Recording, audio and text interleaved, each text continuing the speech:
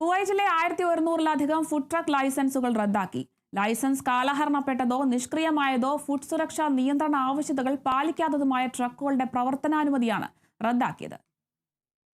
കൃത്യവും വ്യക്തവുമായ വാണിജ്യ രേഖകൾ സൂക്ഷിക്കുക, യോഗ്യരായ ഓപ്പറേറ്റർമാർക്ക് അവസരങ്ങൾ തിരിച്ചുവിടുക, ഫുഡ് ട്രക്ക് മേഖലയിൽ അച്ചടക്കം ശക്തിപ്പെടുത്തുക എന്നിവയ്ക്കുള്ള സംയോജിത പദ്ധതിയുടെ ഭാഗമാണിതെന്നും ഫുഡ് ട്രക്ക് മേഖല വികസിപ്പിക്കുന്നതിനും കൂടുതൽ ന്യായവും സുസ്ഥിരവുമായ ഒരു ബിസിനസ് അന്തരീക്ഷം സൃഷ്ടിക്കുന്നതിനുമുള്ള നിയന്ത്രണ പ്രവർത്തനങ്ങൾ മന്ത്രാലയം തുടരുകയാണെന്നും വാണിജ്യ വ്യവസായ മന്ത്രി ഖലീഫ അൽ അജിൽ പറഞ്ഞു. പുതുതായി നിയുക്തമാക്കിയ ഫുഡ് ട്രക്ക് സൈറ്റുകളിൽ നടത്തിയ ഫീൽഡ് സന്ദർശനത്തിന് ശേഷമാണ് അൽ അജിൽ ഇക്കാര്യം പറഞ്ഞത്. മുനിസിപ്പൽ കാര്യ സഹമന്ത്രിയും ഭവനകാര്യ സഹമന്ത്രിയുമായ അബ്ദുൽ ലത്തീഫ് അൽ മഷേരി, പൊതുമരാമത്ത് മന്ത്രി ഡോക്ടർ നൂറ അൽ മഷാൻ എന്നിവർ അദ്ദേഹത്തോടൊപ്പം ഉണ്ടായിരുന്നു. ലംഘനങ്ങൾ കണ്ടെത്തുന്നതിനും വഞ്ചന അല്ലെങ്കിൽ ലൈസൻസുകളുടെ ദുരുപയോഗം തടയുന്നതിനും മന്ത്രാലയം കർശനമായ നിരീക്ഷണ നടപടികൾ സ്വീകരിക്കുന്നുണ്ടെന്നും അൽ അജ്മിൻ കൂട്ടിച്ചേർത്തു. കുവൈത്തിൽ നിന്നും കേരള വിഷന് വേണ്ടി IV സുനേഷ്, വെങ്ങര.